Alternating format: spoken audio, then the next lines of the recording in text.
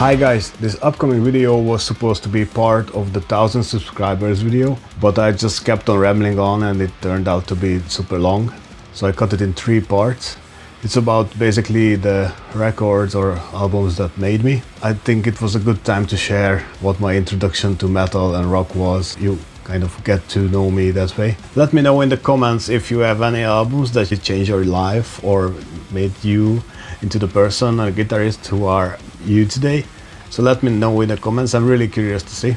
And one person I forgot to thanks the 1000 subscriber success of my channel was actually my friend from Japan, deathmetal voicer. You know how it goes, you just always forget the one who is like the most important in the whole thing. I'm sorry my friend, thanks so much for your help, and your awesome vocals just elevated my music to the next level. Thank you. So yeah, enjoy the video. So I was thinking for this special occasion, I kind of introduce myself to you guys so you actually know who are you following. Yeah, my name is Balázs. I'm originally from Hungary. I grew up in a normal family, kind of, I would say. My first connection with music was actually through movies. Not through movie scores, but like songs that appeared in movies. Like, for instance, the Never Ending Story song, Beverly Hills Cop song, and Ghostbusters, and this kind of songs. I was a kid back then, so these were the main things that I was listening to. I actually had a mixtape with all these songs recorded from the radio. And I think it's important to mention because the way I kind of got connected into rock and metal is the same, so it was the same path. It was actually the Guns N' Roses song You Could Be Mine, which was featured in the movie Terminator 2, The Judgment Day.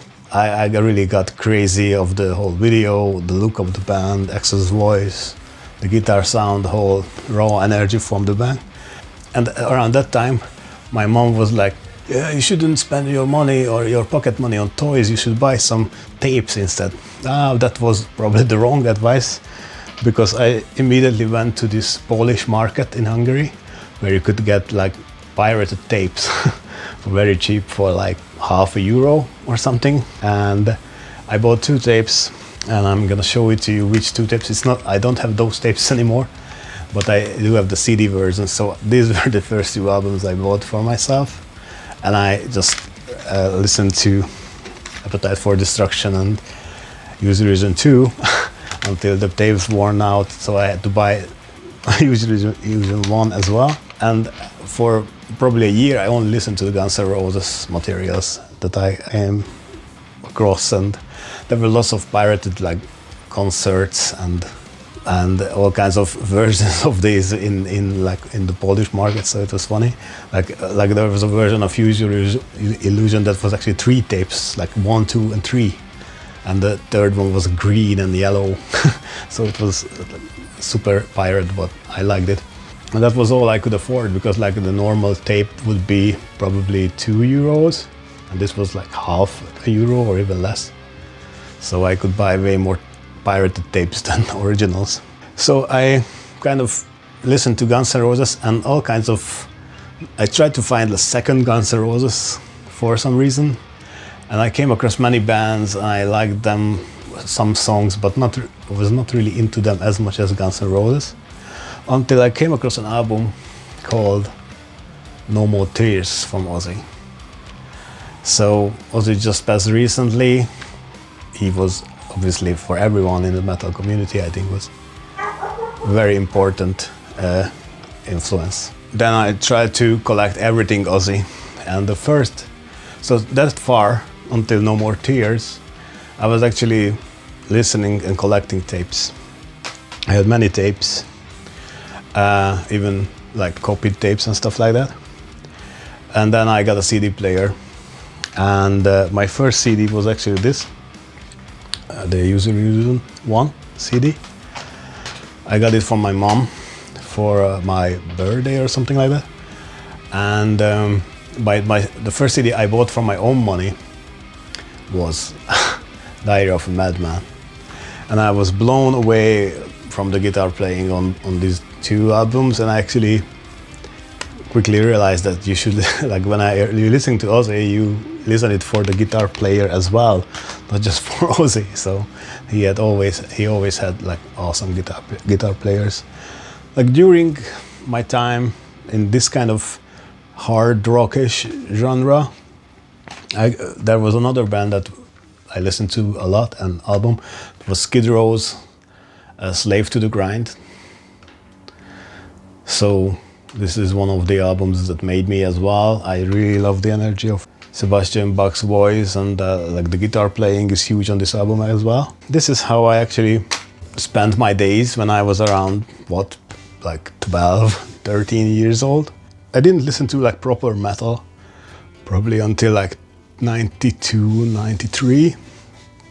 And the first album I was mesmerized by was actually Anthrax's Sound of the White Noise.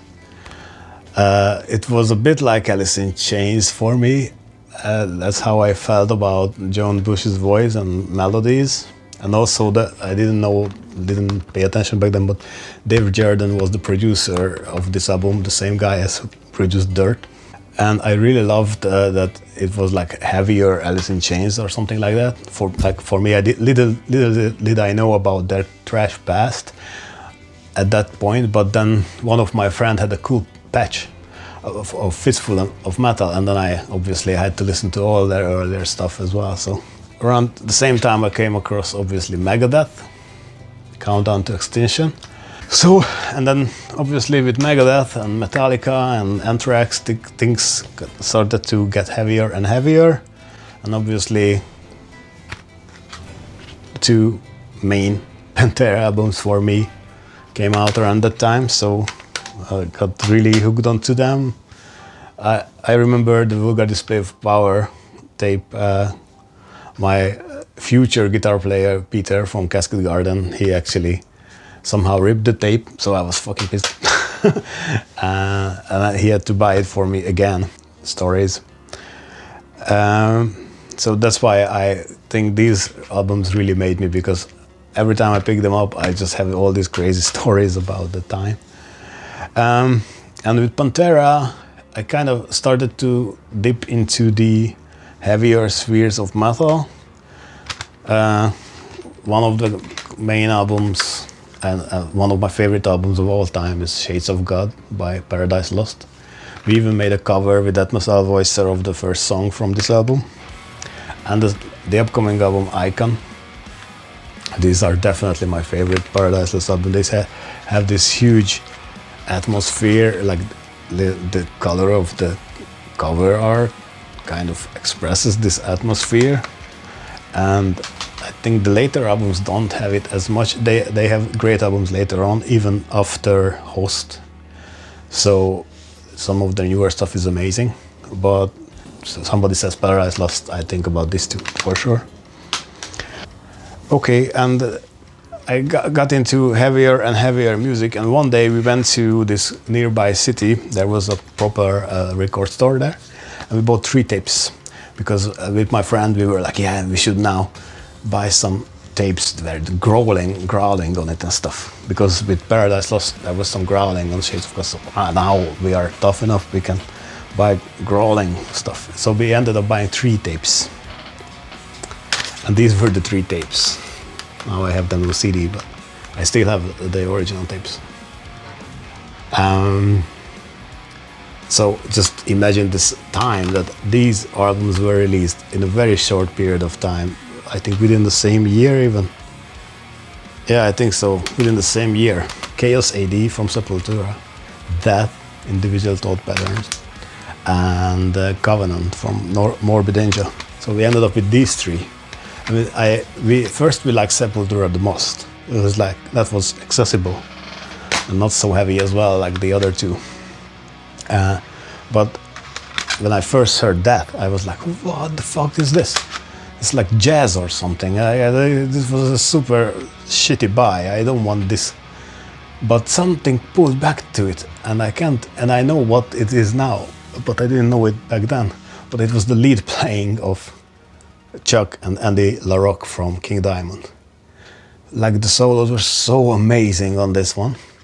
And then obviously the drumming, Gene Hoglan, like Steve DiGiorgio on the bass with those insane notes that he's playing.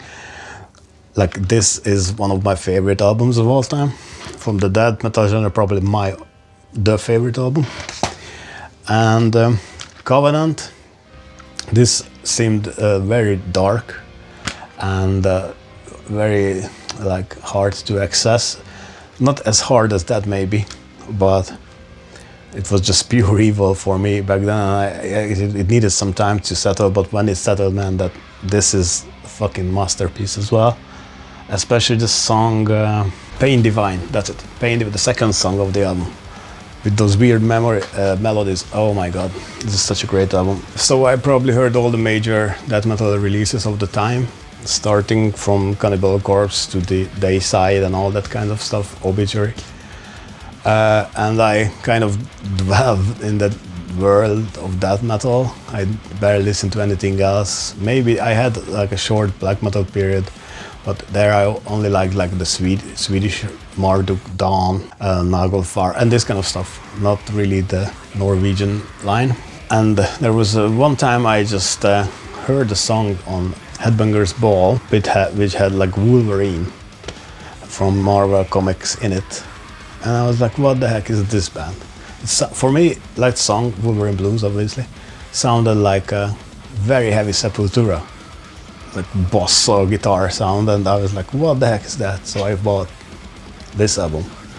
This completely changed my life, and together with that, Dismember's Massive Killing Capacity. I don't have it in here now, forgot about it, but that's another, kind of came out in the same time as well. That two albums changed my life forever, and I really started to focus on this more melodic, more catchy, groovy type of death metal stuff, with especially if they had the chainsaw guitar sound. I kind of went into this melodic death metal direction. I loved the guitar solos, like big guitar solos and all that. So obviously, two albums I have to mention are these, Heartwork and the follow-up. Swan Song. Heartwork is obviously a masterpiece in terms of production, guitar playing, songwriting, everything. Also top 10 albums. Swan Song, however, is like kind of like a black sheep in the death metal community. I think it doesn't deserve that. It has fucking awesome songs, great production, one of the best drum sounds ever recorded on any album, I think, is on this one. And poor Ken Owens' performance on this one is just out of this world. Through Heartwork, I came across a band from Sweden whose album started with cellos, I believe, or violas, I don't know, cellos, I believe, swimming into guitars.